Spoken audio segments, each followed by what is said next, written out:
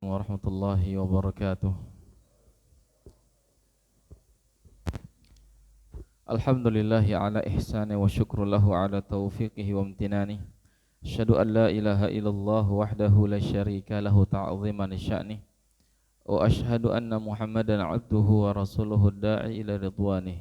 Allahumma salli wa sallim wa zid wa barik ala abdika wa rasulika Muhammadin wa ala alihi wa ashabihi wa ikhwanihi wa ba'du. Hadirin sekalian yang Allah muliakan, as-saimin was-saimat, ikhwani fiddin azakumullah, semoga Allah Subhanahu wa taala berikan kita kenikmatan dan hidangan yang segar serta lezat di akhirat setelah kita berpuasa kepada Allah Subhanahu wa taala.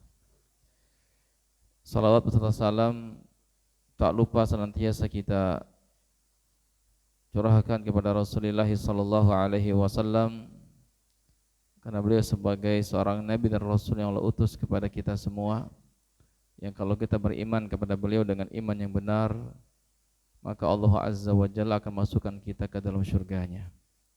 Dan juga kepada istri-istri beliau yang Allah sucikan, para sahabat dan keluarga, serta orang-orang istiqamah di atas ketaatan kepada Allah Subhanahu wa taala sampai berjumpa dengan Allah Subhanahu wa taala. Para jamaah yang Allah muliakan, materi kita pada siang hari ini akan membahas terkait dengan sikap seorang muslim terhadap harta yang diberikan Allah kepada kita. Kita bahas materi ini karena Al-Quran dan hadis Nabi SAW menyebutkan tentang hakikat harta serta beragam sikap yang ada pada manusia yang mereka miliki terkait harta Allah Subhanahu wa taala atau harta dari Allah Azza wa Jalla.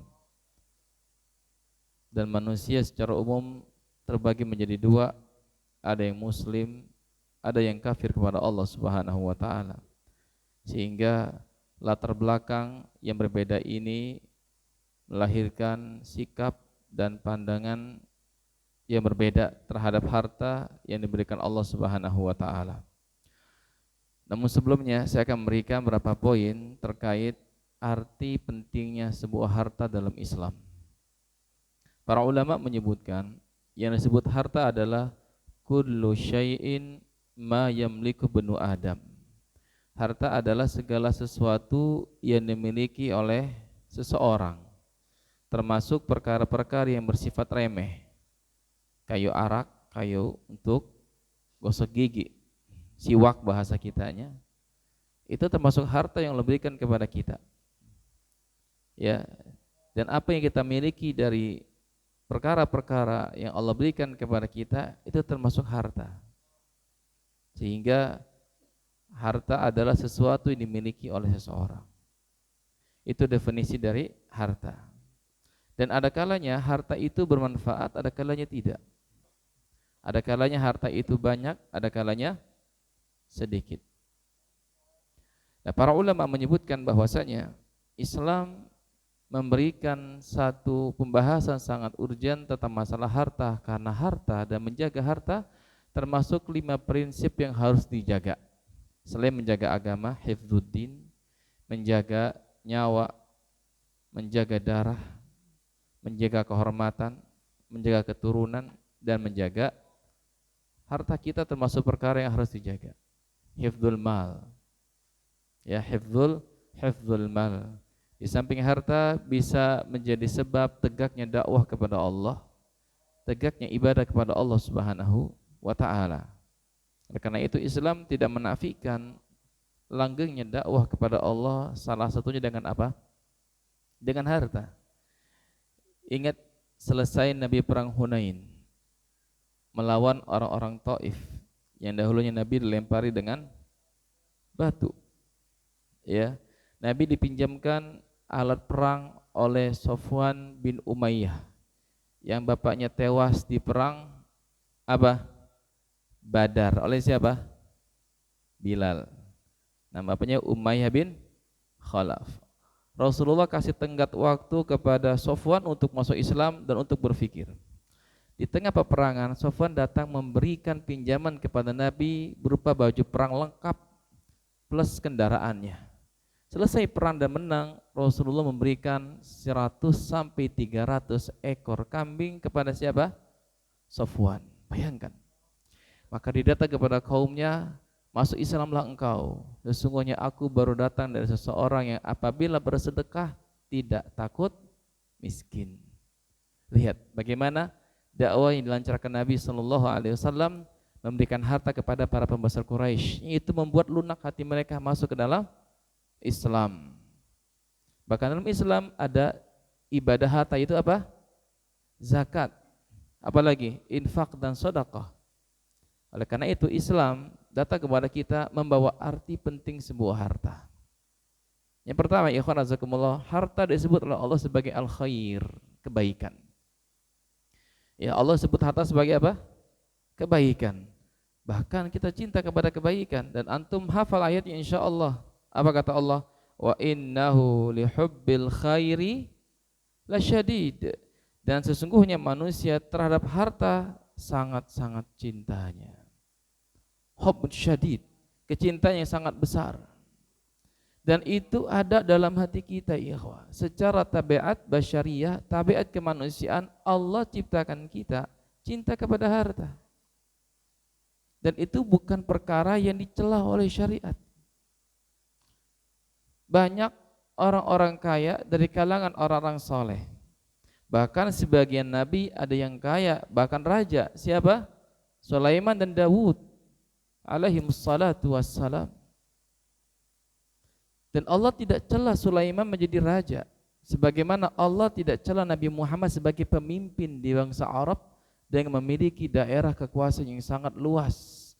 Sebagaimana Allah enggak mencela Al-Khulafa Ar-Rasyidun yang hampir 2/3 dunia di tangan mereka menjadi khalifah, khususnya pada masa Umar. Harta benda datang dari Romawi, dari Persia. Sampai Umar menangis ketika datang harta dari Persia, runtuhnya kerajaan Hurmuzan Persia, negeri putih, di bawah oleh para sahabat diserahkan kepada Umar di kota Madinah. Karena Allah memang berikan kepada kita rasa cinta kepada harta, karena harta adalah kebaikan. Yang salah ketika cinta itu berlebihan sampai kita lupa kepada Allah Azza wa Jalla. Itu yang salah. Ya.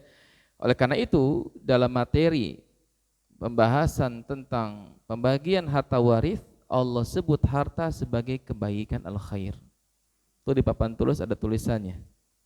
Antum bisa lihat. Allah mengatakan subhanahu wa ta'ala, kutiba alaikum idza hadara ahadakumul mautu in taraka khairanil wasiyah lil walidaini wal aqrabina bil ma'ruf. Diwajibkan atas kalian apabila salah seorang di antara kamu kedatangan tanda-tanda kematian, jika ia meninggalkan khairanil wasiyah, kondisi harta yang banyak, agar berwasiat untuk bapak-bapak mereka dan kerabat secara ma'ruf. Sekali lagi dalam ayat ini di Al-Baqarah 180 Allah sebut harta sebagai al-khair, kebaikan. Dan al-khair kata ulama adalah harta tanpa ada silang pendapat di antara mereka. Sampai Al-Imam Ibnu Abdil Bar membawakan beberapa ayat dalam Al-Quran untuk menguatkan makna al-khair adalah salah satunya makna dari harta. Jadi harta maknanya para ikhwan kebaikan. Dan kebaikan lawan dari apa? Keburukan.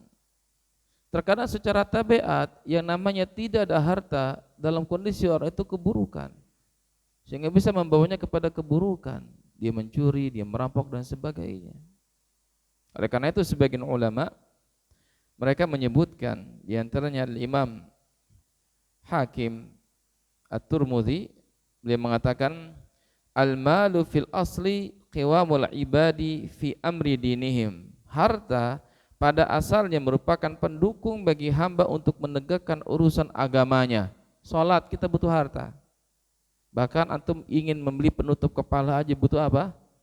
Butuh harta. Ingin zakat perlu harta. Ingin pergi haji perlu harta. Ingin menikah perlu apa? Perlu harta. Walaupun kata Nabi SAW, antum cari mahar walaupun dengan cincin yang terbuat dari apa? Dengan besi. Masya Allah. Itu untuk apa? Menunjukkan keseriusan kita sebagai orang untuk melamar seseorang dengan harta dari Allah Azza wa Jalla. Tegaknya agama seorang dengan harta. wa bihi yasiluna wa bihi yusalluna wa yusumuna wa yuzakkuna wa yatasaddaqun, dengan harta mereka salat, puasa, zakat dan bersedekah. Fal abdan la taqumu illa bihadzal mal, badan kita tidak akan tegak kecuali dengan harta. Makanan termasuk harta. Kita makan, kita minum, kita membungkus pakaian kita agar aurat kita enggak nampak, butuh harta kata para ulama.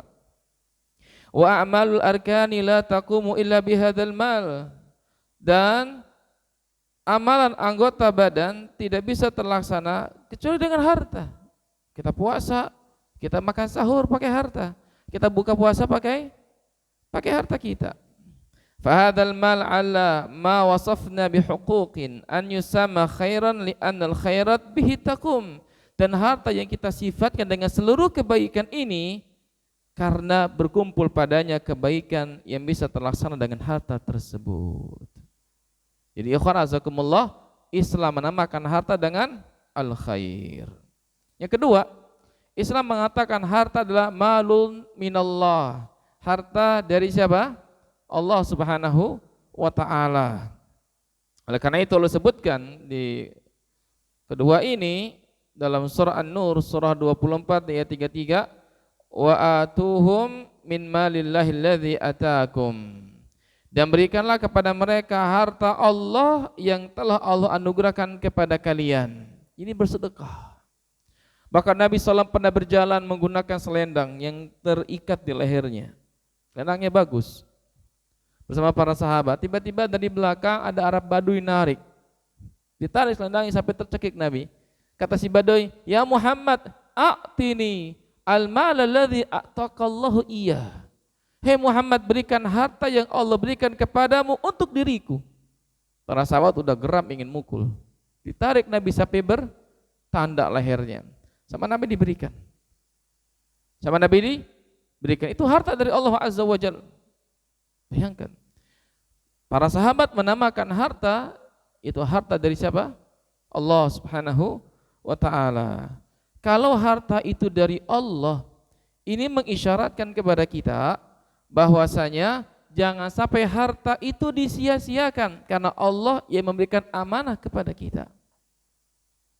Antum yang punya kendaraan, yang punya rumah, punya kontrakan, punya gadget, punya fasilitas hidup yang Masya Allah, itu harta dari Allah. Yakini, itu amanah. Jangan sampai kita gunakan untuk maksiat kepadanya Subhanahu wa ta'ala. Jangan sampai kita belanjakan untuk hal-hal yang haram. Jangan sampai kita gunakan sampai dia habis tanpa ada nilai pahala di sisi Allah Subhanahu wa ta'ala. Ya, itu harus kita camkan. Ketika harta itu dari Allah, maka itu mana yang harus kita jaga, jangan kita habiskan, jangan kita sia-siakan untuk perkara-perkara yang tidak ada manfaatnya, apalagi masuk dalam dunia yang haram. Yang ketiga, ikhwan azakumullah, Al-Quran mensifati orang yang bodoh ketika orang tersebut tidak pandai menggunakan harta. Siapa itu? Orang gila, anak kecil. Kalau antum ngasih uang jajan sama anak antum yang SD 100.000, nah buat jajan, kira-kira dia bisa gak menggunakannya? Dia gak bisa. Sebenarnya yang bodoh siapa? Orang tuanya, kata para ulama, karena dia memberikan harta kepada orang yang tidak layak mengurus harta. Anak yatim kalau bapaknya meninggal dunia dan dia punya harta yang banyak, jangan diberikan. Sampai apa? Sampai akalnya cerdas menggunakan harta. Karenanya kita diperintahkan untuk melatih dan mengujinya. Wabtalul yatama, uji anak-anak yatim. Kamu kasih harta, suruh dia menggunakannya, habis atau berkembang. Kalau nggak bisa menggunakannya, jangan berikan dulu sampai dia cerdas menggunakan harta. Allah mengatakan Subhanahu wa ta'ala, wala tu'tus sufaha'a amwalakumul lati ja'alallahu lakum qiyama warzuquhum fiha waksuhum. Janganlah kamu serahkan kepada orang-orang yang safi. Safi itu orang-orang yang tidak bisa membedakan mana baik mana buruk, nggak bisa mendeteksi kemaslahatan dan kemudaratan. Ya, janganlah kamu serahkan kepada orang-orang yang safi, orang-orang yang bodoh, harta-harta mereka yang ada dalam penjagaanmu, yang Allah jadikan sebagai pokok kehidupan. Berikanlah kepada mereka belanjaan makanan, pakaian dari hasil harta tersebut yang kamu jalankan. Jadi nggak layak kita jadikan orang-orang yang nggak bisa mengurus harta untuk mengurusi harta diberikan amanah kayak gitu. Kalau dia nggak pandai menggunakan harta, maka Al-Quran mengatakan dia bukan orang yang cerdas untuk menggunakan harta. Dan disebut safih kata para ulama karena akalnya tidak atau belum sempurna. Ya, khawatirnya apa? Dia dibodohi orang. Ya, akhirnya dia ditipu dan sebagainya, hartanya habis. Poin berikutnya ikhwan, di antara arti penting sebuah harta, Allah larang kita menggunakannya secara israf dan tabdzir. Israf artinya berlebih-lebihan dan tabdzir mubadzir. Mungkin bahasa yang lebih tepat, israf artinya boros dan mubadzir membuang-buang harta. Ya, memfoya-foyakan harta. Nah, dari sini terkadang punya satu kesimpulan dengan masyarakat kita, ada satu statement, muda foya-foya, tua kaya raya, mati masuk surga. Kira-kira surga yang gimana? Orang tuanya atau mudanya hidupnya foya-foya, habiskan harta, habiskan umur, lalu tuanya kaya raya, matinya masuk surga. Enggak disebut sholat, enggak disebut puasa, enggak disebut zakat, enggak disebut. Kira-kira surganya model apa? Saya pengen tahu tuh. Kalau ada yang tahu kasih tahu ya. Masya Allah. Apa kata Allah Azza wa Jal tentang sikap tabdzir? Wala tubadzir tabdzira. Innal mubadzirina kanu ikhwanasy syayatin. Janganlah kalian melakukan sikap tabdzir. Sesungguhnya para mubadzir, orang-orang yang membuang-buang harta adalah teman-temannya setan. Karena setan mengajarkan manusia untuk menggunakan harta pada jalan yang haram.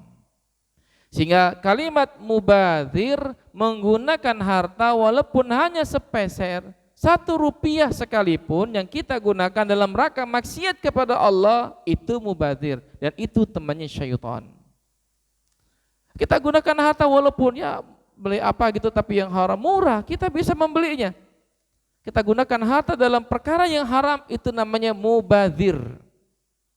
Bukan kalau ada pengajian jamaah ambil minum airnya nggak dihabisin, itu bukan mubadzir. Itu namanya apa? Israf, pemborosan. Kalau mubadzir menggunakannya dalam hal yang apa? Yang haram, yang maksiat kepada, walaupun menggunakannya hanya 1 rupiah atau 1000 perak atau gunakan untuk hal yang haram, itu mubadzir. Ya, karena Allah kaitkan dengan syaitan. Adapun israf, pemborosan, kata Allah, wala tusrifu innahu la yuhibbul musrifin. Janganlah kamu boros, sesungguhnya Allah tidak mencintai orang-orang yang boros. Para ulama mencoba untuk memberikan sisi perbedaan. Kalau tabdzir dikatakan sebagai teman setan, kalau boros Allah enggak cinta. Allah enggak cinta. Di situ dinafikannya mahabbatullah, cinta kepada Allah, atau Allah mencintai sesuatu itu. Apakah melazimkan hal itu diharamkan? Para ulama mengatakan, ikhwan azakumullah, al-israf, israf adalah sarfu syai'i fi ma yanbaghi zaidan ala ma yanbaghi. Israf adalah menggunakan harta untuk sesuatu yang benar namun melebihi batas yang dibenarkan. Contohnya apa? Antum beli handphone, antum butuhnya 1, antum beli 3. Buat apa lagi 2-nya? Itu namanya apa? Israf. Tapi kalau antum butuh handphone 3, yang 1 buat keluarga, 1 buat bisnis, 1 buat apalah keperluan yang antum perlukan, itu tidak israf, karena ada apa? Kebutuhan. Bisa nggak terjadi sama seseorang kayak gitu? Bisa. Orang handphonenya HP 3 biji, HP 2 gitu ya. Ya. Atau di warung kopi, Ustaz, handphone antum banyak amat 3. Iya, kalau Ustaz mah nggak dihisap katanya. Ini tetap dihisap. Ya subhanallah. Tapi kalau butuh, tafadhol, silahkan. Kayak orang butuh kendaraan, yang 1 buat jalan-jalan sama keluarga, yang 1 buat bisnisnya. Boleh atau tidak?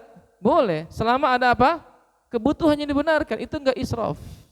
Tapi kalau israf yang dilarang adalah ketika kita membelanjakan harta di luar batas kebutuhan kita.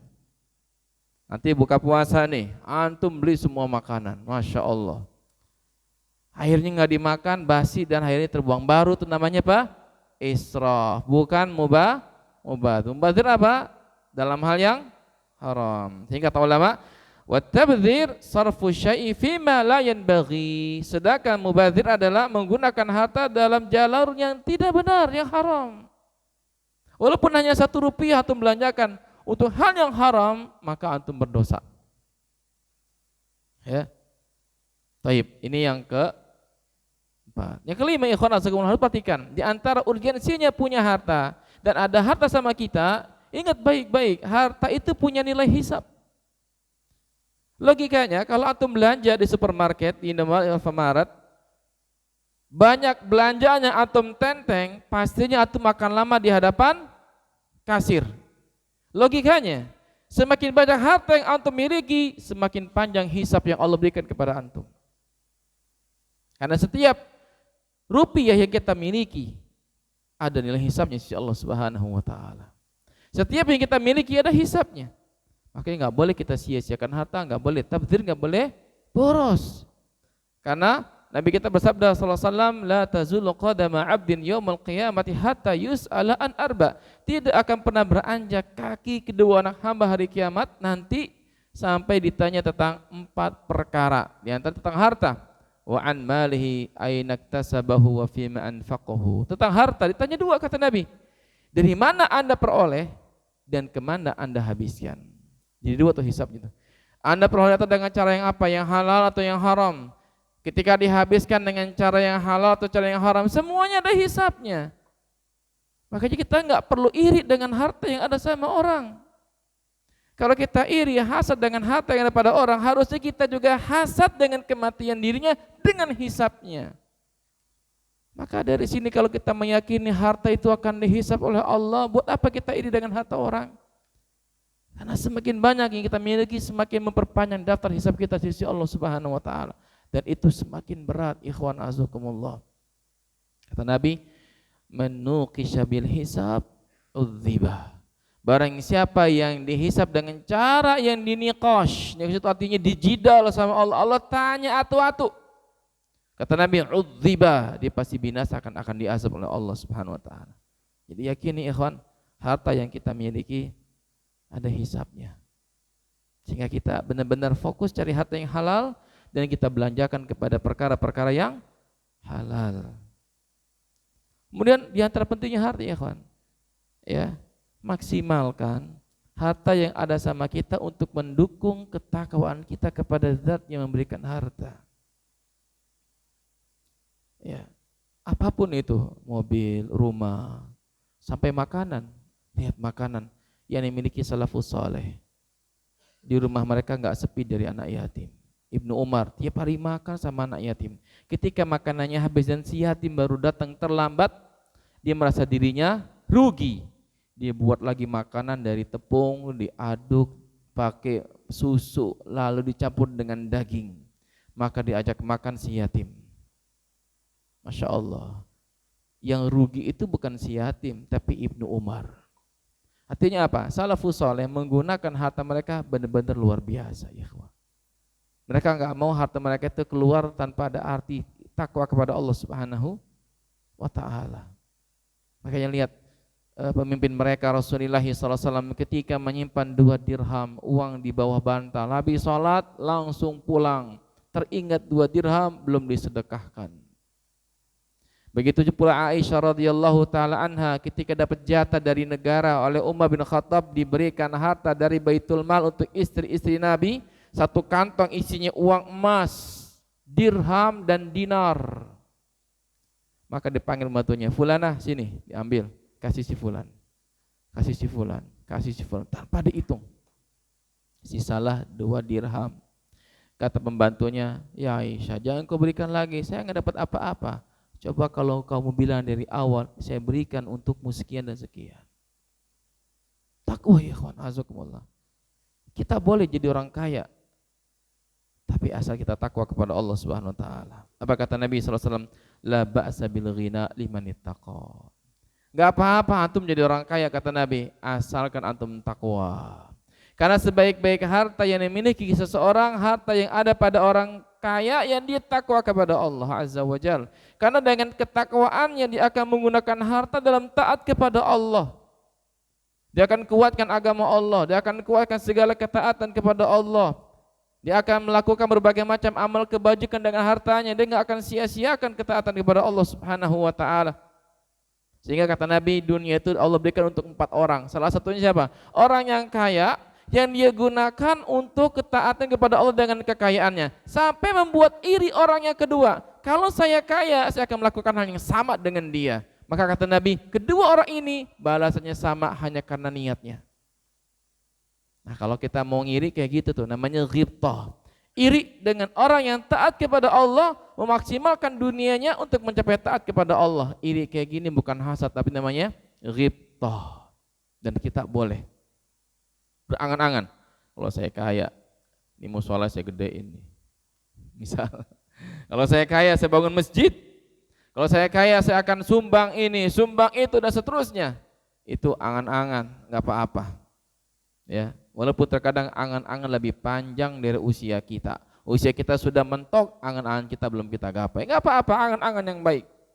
Yang nantinya Allah akan berikan kita angan-angan di surga. Ketika angan-angan itu habis kata Nabi, Allah kasih angan-angan yang baru di surga, yang Allah akan wujudkan angan-angan kita itu apa? Selama kita berangan-angan dengan angan yang baik. Jadi ikhwan yang keenam ini, maksimalkan harta yang ada sama kita untuk membangun spirit takwa kita kepada Allah. Ini Ramadan, momen mencapai takwa. Bagi yang punya harta, beribadah dengan maksimal dengan harta. Dan Allah akan bangga dengan mereka yang takwa ketika menggunakan hartanya. Kemudian ikhwan azakumullah, bagaimana sikap kita tentang harta nih sekarang? Kita sebutkan dengan singkat ya. Yang pertama ikhwan azakumullah, harta secara zatnya tidak dapat pujian dan tidak dapat celaan. Harta nih, mobil, rumah, handphone, gadget, semuanya yang antum miliki, zat hartanya tidak dicela Allah, tidak dipuji oleh Allah Subhanahu wa taala. Yang jadi celaan dan pujian adalah si pemilik harta, bagaimana sikapnya, bagaimana menyikapinya, bagaimana menjalankan harta tersebut. Itu datang pujian dan datang celaan. Ya. Lihat, ada nabi yang kaya dari saya sebutkan ya, Nabi Daud, Nabi Sulaiman. Adapun nabi-nabi yang lainnya miskin. Ikhwan, miskin. Lihat yang namanya Musa alaihi salatu wassalam, pengembala kambing. Bahkan Rasul kita yang mulia sallallahu alaihi wasallam mengembala kambing. Dari sebagian penduduk Mekah diberi hanya berapa uang receh dari qararit untuk mengganjal perutnya yang lapar sallallahu alaihi wasallam. Lapar ikhwan. Bahkan Musa pergi dari tempatnya ke Madian hanya mengenakan satu helai pakaian tanpa menggunakan alas kaki. Dia minta makan kepada Allah, duduk di bawah pohon, miskin. Musa alaihi salatu wassalam. Ya. Jadi kebanyakan para rasul itu adalah orang miskin. Walaupun juga ada yang kaya, tapi Allah enggak puji kekayaan mereka. Allah enggak cela kemiskinan yang ada pada para rasul, karena kemiskinan, kekayaan bukan tempat celaan dan pujian dalam syariat. Ya, jadi yang celah siapa? Pelakunya. Ya, karena itu Rasulullah bukan berlindung dari kemiskinan, tapi Rasulullah berlindung dari fitnah kemiskinan dan fitnah kekayaan. Bayangkan ikhrazakumullah. Lihat Qarun, kayak apa kayaknya? Antum baca dalam surah Al-Qasas, surah 28, sampai Allah benamkan Qarun ke dalam tanah lantaran apanya? Kesombongannya dengan harta. Innama utituhu ala ilmin indi. Hai Musa, saya dapat harta itu karena saya cerdas, saya pintar, saya pandai mengelola. Kata Allah, fa khasafna bihi al-ardha wa bidarihi. Kami tenggelamkan dia dan rumahnya ke dalam tanah. Sampai hari kiamat. Bayangkan. Ya, makanya Nabi berlindung kepada Allah dari fitnah harta dan fitnah kemiskinan, bukan dari fitnah bukan dari hartanya, bukan dari kemiskinan, tapi fitnahnya. Ujian kemiskinan sama ujian kekayaan. Ya, dalam sebuah hadis kata Nabi sallallahu alaihi wasallam, Allahumma inni a'udzubika minal kasala wal haram. Ya Allah, sesungguhnya aku berlindung kepadamu dari sifat malas wal haram. Apa haram? Pikun. Ya. Wal maghrami wal ma'thami, dari terlilit hutang dan juga dari dosa. Allahumma inni a'udzubika min adzabin nar wa fitnatin nar. Ya Allah, aku berlindung kepadamu dari fitnah neraka dan juga fitnah azab kubur. Wa fitnatil qabri wa adzabil qabri. Wa syarri fitnatil ghina wa syarri fitnatil faqr. Dan aku berlindung kepadamu ya Allah dari fitnah kekayaan dan fitnah kemiskinan. Jadi Nabi berlindung kepada Allah dari fitnah, dari ujian kekayaan dan ujian kemiskinan, ikhwan. Bukan dari kekayaannya, bukan dari kemiskinannya, tapi dari fitnahnya. Ya. Yang kedua, ikhwan azakumullah. Poin kedua dari materi kita adalah Allah Subhanahu wa taala mengingatkan bahwasanya memburu harta adalah sesuatu yang tidak akan pernah kelar. Memburu harta tidak akan pernah kelar. Yang kita buru masih banyak, usia kita udah usai. Makanya lihat dalam surat At-Takatsur, alhaakumut takatsur, bermegah-megahan, berbanyak-banyakan, berlebih-lebihan membuat Anda lupa kepada Allah, melalaikan kamu dari Allah. Hatta zurtumul, sampai masuk ke liang kubur. Ada dua tafsiran kata ulama. Yang pertama, ya, bermegah-megah ini berbanyak-banyakan, banyak-banyakan harta, banyak-banyakan anak, banyak-banyakan pengikut, banyak-banyakan jabatan, mungkin sekarang banyak-banyakan follower ya. Ya, pengikutnya like yang segala macam. Masya Allah, sekian ribu, sekian juta dan sebagainya. Itu termasuk kata para ulama. Hatta zurtumul maqabir, sampai antum kalian masuk ke kubur. Yang mengatakan pertama sampai mati. Baru kita sadar bahwasanya itu membuat kita lalai. Yang kedua, sampai kita masuk ke kubur-kubur yang orang-orang tua kita telah mati. Sehingga ini pernah terjadi di masa Quraisy. Ya, Allah turunkan ayat ini tentang mereka. Di antara mereka mengatakan, hei, siapa di antara kalian yang hebat kayak si fulan, si fulan dan si fulan? Maka oleh kaum yang lain dibalas, oh saya paling hebat, kami paling hebat. Ketika sudah habis yang disebutkan, mereka mengatakan, yuk kita ke kubur. Siapa kalian di antara yang punya kehebatan seperti si fulan yang matinya begini, ya kuburnya di situ? Kayak begitu. Artinya untuk membangga-banggakan mereka sampai ke kuburan orang-orang yang telah mati. Lihat, bangga-banggaan banyak-banyakan membuat kita lupa dari Allah Azza wa Jalla. Begitu pula mencari harta, ikhwan azakumullah. Ya. Makanya Allah celak. Sampai kata Ibnu Qayyim, ada orang yang mati, ketika dia sekarat, dia ngigonya gini. Hei, harta saya gini, saya beli sekian, saya jual sekian. Kamu berani berapa? Begitu. Lagi sekaratnya. Subhanallah. Luar biasa. Ya. Oleh karena itu kata Nabi sallallahu alaihi wasallam dalam sebuah hadis, "Lau kana libni Adam wadiyan min mal, labtagha thalithan wa la yamla'u jawfa bani Adam illa turab wa yatubullahu 'ala man taba." Sekiranya anak Adam memiliki harta sebanyak 2 bukit, dalam satu riwayat emas. Emasnya 2 bukit, ikhwan azakumullah. Niscaya dia akan mencari yang ketiga.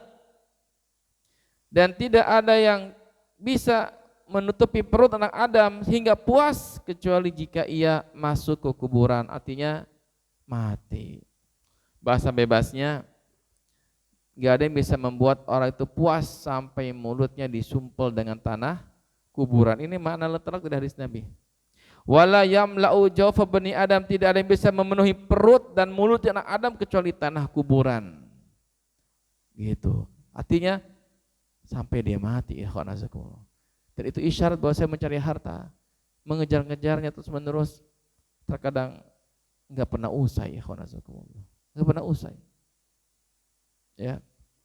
Makanya di sini kita harus fahami baik-baik bahwasanya tujuan kita hidup bukan mencari harta, tapi kita menggunakan harta untuk kehidupan kita dan mencapai takwa kepada Allah Subhanahu wa taala.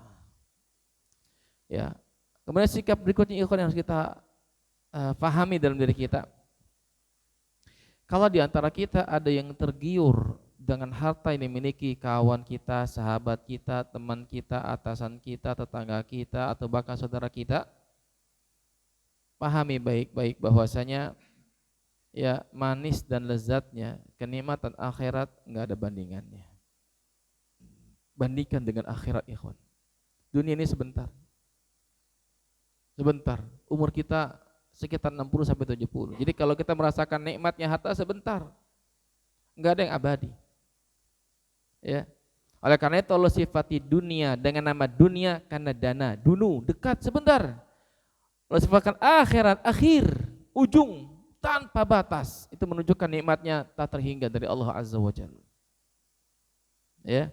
Kalau sekiranya dunia itu berharga ikhwan di sisi Allah Azza wa Jalla, maka orang-orang yang sujud kepada matahari, orang-orang yang minta kepada berhala, orang-orang yang beragama dengan selain agama kita, Allah enggak kasih nikmat dunia walaupun seteguk air, kata Nabi sallallahu alaihi wasallam. Itu menunjukkan bahwasanya dunia itu remeh. Ya, apa kata Nabi sallallahu alaihi wasallam? Lau kanatid dunya ta'dilu 'indallahi janaha ba'udatin ma saqa kafiran minha syarbata ma'in. Seandainya dunia itu punya kebaikan sebanding di sisi Allah dengan sayap nyamuk. Nyamuk sayapnya kan 2. Ini sebelahnya doang, kanan atau kirinya aja. Dunia kalau punya arti si Allah seperti sayap nyamuk, Allah enggak akan beri itu orang kafir minum walaupun 1 gelas. Masya Allah. Ini pelajaran buat kita. Sekiranya kalau hati kita mulai tergiur dengan harta yang Allah berikan kepada sebagian orang yang kita mulai ingin memilikinya, tanamkan dalam hati bahwasanya kenikmatan akhirat jauh lebih hebat dari itu. Bahkan dunia ini tidak ada artinya dengan amal ibadah kita, ikhwan azakumullah. Di antaranya salat subuh atau bahkan salat sunnahnya. Apa kata Nabi SAW? Raqatul fajri khairun minad dunya wa ma fiha. 2 rakaat subuh itu lebih baik di sisi Allah dibanding dunia berikut isinya. Sebagian ulama menafsirkan salat subuhnya sendiri. Sebagian mengatakan adalah 2 rakaat sunnah qabliyah subuh. Kata sebagian salaf kita, hadzal haditsu yadullu ala fadilati salati subuhi. Hadis ini menunjukkan kepada kita betapa agungnya, betapa besarnya salat subuh. Kalau salat sunnahnya udah kayak gitu, apalagi salat subuhnya. Berarti kata para ulama, orang yang bisa menjaga 2 rakaat sebelum subuh dan menjaga subuhnya secara berjamaah, Allah berikan ke dalam hatinya kekayaan yang lebih kaya dibanding dunia berikut isinya. Kaya, kita berjalan memegang 2 kekayaan tuh, kekayaan hati, kekayaan harta, lebih dari dunia yang memiliki. Masya Allah. Bahkan kata Nabi SAW, la an aqula subhanallahi wa bihamdi, atau subhanallahi wa bihamdihi Allahu akbar, alhamdulillah, la ilaha illallah. Ini adalah satu riwayat, subhanallah walhamdulillah wa la ilaha illallah wallahu akbar. Ya, ahabbu ilayya mimma tala'at alaihi syams. Kalau saya mengatakan subhanallah walhamdulillah wa la ilaha illallah wallahu akbar, kata Nabi, itu lebih aku cintai dibanding segala sesuatu yang disinari oleh matahari. Artinya Nabi ingin ajarkan kita, amal soleh kita itu lebih berharga di sisi Allah dibanding dunia yang kita miliki. Sehingga kalau kita melihat orang lebih hebat dibanding kita masalah dunia, maka jangan kita iri. Bayangkan bahwasanya nikmat akhirat lebih kekal dibanding kita. Sehingga sebagian salaf kita, di antaranya Hasan Al-Basri, idza ra'aita rajulan yunafiska fid dunya fanafishu fil akhirah. Jika Anda melihat seseorang mengalahkan Anda dari segi keduniaan, maka lawan dia, kejar mereka, kalahkan mereka dari segi amal akhiratmu kepada Allah. Masya Allah. Agar apa? Agar kita meyakini apa yang ada pada sisi Allah lebih baik. Ya, ini untuk menghilangkan rasa apa dalam hati? Hasad, dengki dan sebagainya. Ya. Apalagi sikap kita, ya ikhwan azakumullah. Tadi saya singgung harta itu titipan dari Allah. Yang namanya titipan, kalau orang yang nitip mau ngambil, layak gak kita cegah? Gak mungkin. Jadi kalau Allah ingin ngambil dari apa yang Dia berikan kepada kita, tidak mungkin bisa kita cegah.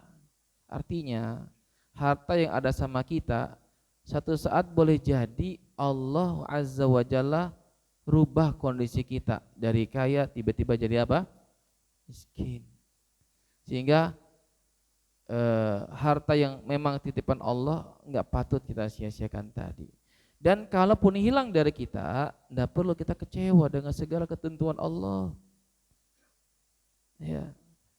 Siapa di antara antum yang pernah mengalami kehilangan harta? Awalnya kan berat terima ya, aduh sedih banget.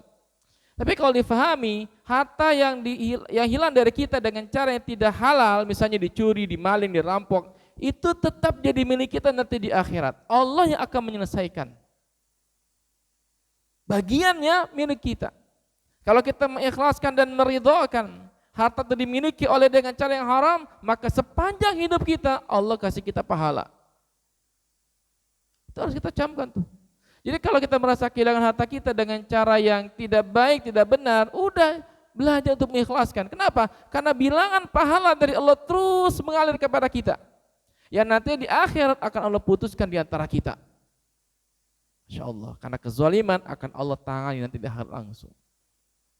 Kayaknya titipan dari Allah. Allah mengambil dengan cara Allah, silakan. Apakah diambil dengan cara yang baik atau cara yang kita nggak senangi? Semuanya telah berjalan sesuai dengan takdir Allah Subhanahu wa taala. Sehingga kalau kita dapat harta, hilang harta tersebut, jangan kita sedih. Kalau kita dapat harta yang banyak pun jangan terlalu senang karena semuanya titipan dari Allah. Apa kata Allah? Likaila. Ya, agar jangan sampai engkau tidak apa? Bergembira. Jangan pula kamu putus asa. Likaila ta'sawna ala ma fatakum wa la tafrahuna bima atakum. Jangan sampai kamu itu bergembira dengan Allah berikan sehingga melahirkan kesombongan. Jangan pula kalau hilang dari dirimu menimbulkan sifat putus asa. Yakini harta itu, sikap kita tentang harta itu milik Allah, itu titipan Allah. Allah mau ambil kapan waktu Allah mau. Dan kita harus redha, harus pasrah karena itu sesuai dengan takdir Allah Subhanahu wa taala. Dan yang terakhir ikhwan, kita harus yakini harta itu sejatinya fitnah dan ujian. Sehingga syariat tidak menganjurkan kita untuk jadi orang miskin sehingga dipuji, tidak pula jadi orang kaya yang kita mendapatkan pujian juga. Tidak harus. Kedua-duanya ya bebas antum mau pilih yang mana. Ya. Sehingga kalau ditanya mana yang lebih utama, orang miskin yang sabar atau orang kaya yang bersyukur? Mana yang lebih hebat? Yang paling takwa. Kalau ditanya antum mau jadi orang miskin sabar atau orang kaya bersyukur? Orang kaya bersyukur pasti itu. Iya.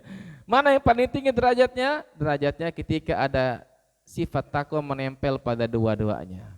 Orang miskin bersabar dia takwa lebih tinggi derajatnya dibanding orang kaya yang bersyukur kepada Allah. Karena dia belum tentu takwa kepada Allah. Dan orang kaya yang bersyukur lagi takwa lebih hebat, lebih tinggi dibanding miskin yang bersabar. Ketika kalimat takwa ada pada seseorang, mau kaya mau miskin, dia yang terhebat sisi Allah. Inna akramakum indallahi atqakum. Yang paling mulia sisi Allah, yang paling takwa kepadanya subhanahu wa ta'ala. Allah nggak lihat miskinnya, Allah nggak lihat kayanya. Selama anda takwa kepada Allah, anda orang yang paling mulia sisi Allah, terlepas dari kekayaan atau kemiskinan. Jam 1 lewat, antum punya kewajiban. Ada yang mau tanya silakan. Nah.